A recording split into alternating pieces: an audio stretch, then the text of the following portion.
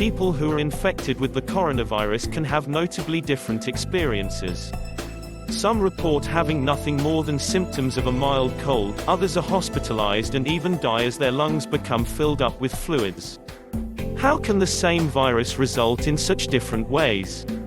Scientists are still confused by the coronavirus.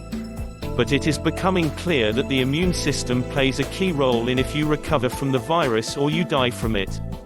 Most coronavirus-related deaths are connected to the bad immune system going haywire in its response, not only damage caused by the virus itself. So what exactly is happening in your body when you get the virus, and who is at severe risk of infection? When you first get infected, your body launches its standard natural immune defense as it should for any virus. This involves a release of proteins called interferons which interfere with the virus's capability to replicate inside the body cells. Interferons recruit other immune cells to attack the virus in order to stop it from spreading. Ideally, this first response allows the body to gain control over the infection, although the virus has its own defenses to blunt or escape the interferon effect. The natural immune response is behind many of the symptoms you experience when you get sick. These symptoms serve two purposes. Number one is to alert the body that an attack has occurred. This is thought to be one of the roles of fever, for example. The second purpose is to try and get rid of the virus, such as expelling the microscopic particles through cough or diarrhea. What typically happens is that there is a period where the virus establishes itself, and the body starts to respond to it, and that's what we refer to as mild symptoms, said Mandeep Mehra, MD, a professor of medicine at Harvard Medical School and chair in advanced cardiovascular medicine at Brigham and Women's Hospital. A fever occurs. If the virus establishes itself in the respiratory tract, you develop a cough. If the virus establishes in the gastrointestinal mucosal tract, you'll develop diarrhea. These different symptoms arise depending on where in the body the virus took the hold. The virus gains entry into a cell by latching onto a specific protein called ACE2 receptor that sits on the cell surface. These are most abundant in the lungs, which is why COVID-19 is considered a respiratory illness. However, the second highest number of ACE2 receptors are in intestines, which can explain why many people with the coronavirus are experiencing diarrhea. Because the virus is acquired through droplets, if it goes into your mouth and enters oropharynx, then it has two places to go from there. It can transit into the lung from the oropharynx when you breathe, or if you have a swallow reflex, it'll go down to your stomach, Mehra says. That's how it can affect both sites. The goal of innate immune defense is to contain the virus and stop it from spreading too widely so that the second wave of the immune system, the adaptive, or virus-specific response, has enough time to kick in before things get out of hands. The adaptive immune response consists of virus-specific antibodies and T cells that the body develops that can recognize and quickly kill the virus. These antibodies are also what provide immunity and protect everyone from being reinfected with the virus after they've already had it. In some people, the virus will replicate and spread rapidly before immune system fights it under control. One reason this can happen is if a high amount of viral particles infected the body, which is why doctors and paramedic staff, who are exposed to huge amounts of the virus multiple times a day looking for patients, can have more severe infections even if they're young and healthy. The more virus out there, the harder it is for the immune system to manage. Other reason the body can lose control over the virus lies in the immune system itself.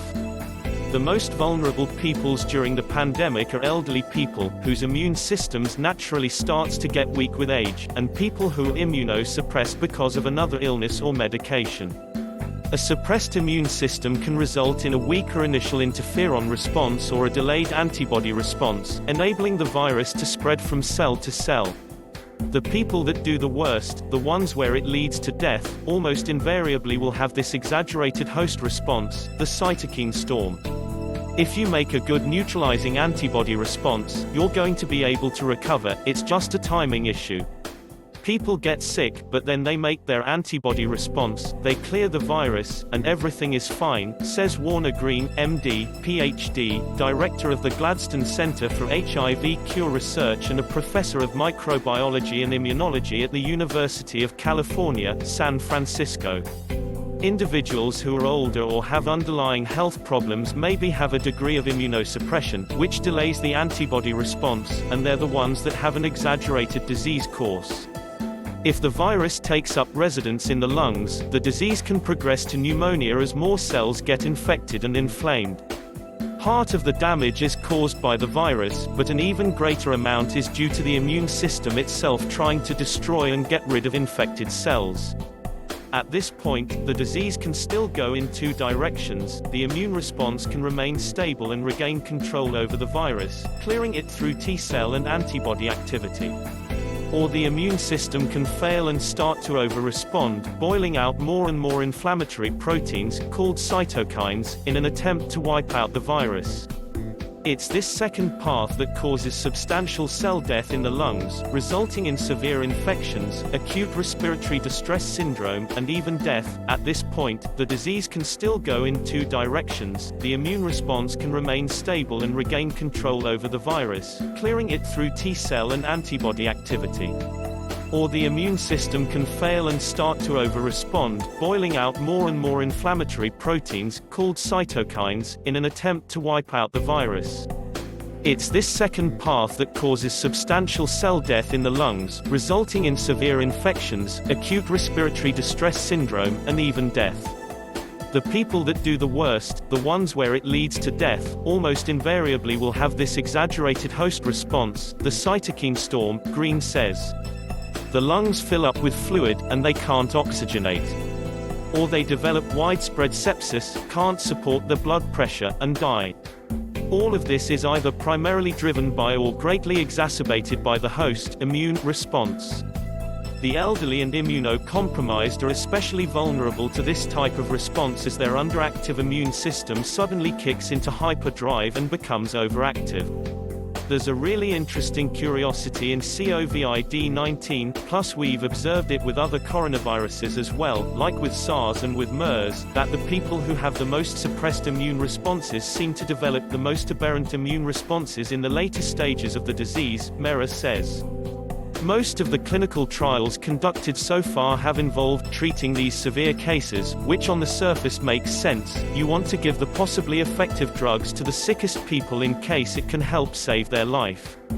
But Mera, who has a paper coming out this week on the different stages of the disease, thinks it might be late at this point because you no longer only need to quash the infection, you also need to temper the immune system too. He suggests that antiviral drugs be given earlier, when people are just initially getting to get sick, to help them fight the virus effectively and prevent them from progressing to the later stages. For people who are already experiencing the cytokine storm, immune-suppressing drugs in combination with antivirals may be most beneficial. The important takeaway, he says, is that there are different stages of this disease, and how you apply the treatment at which phase of the disease will carry a lot of weight in terms of patient outcome.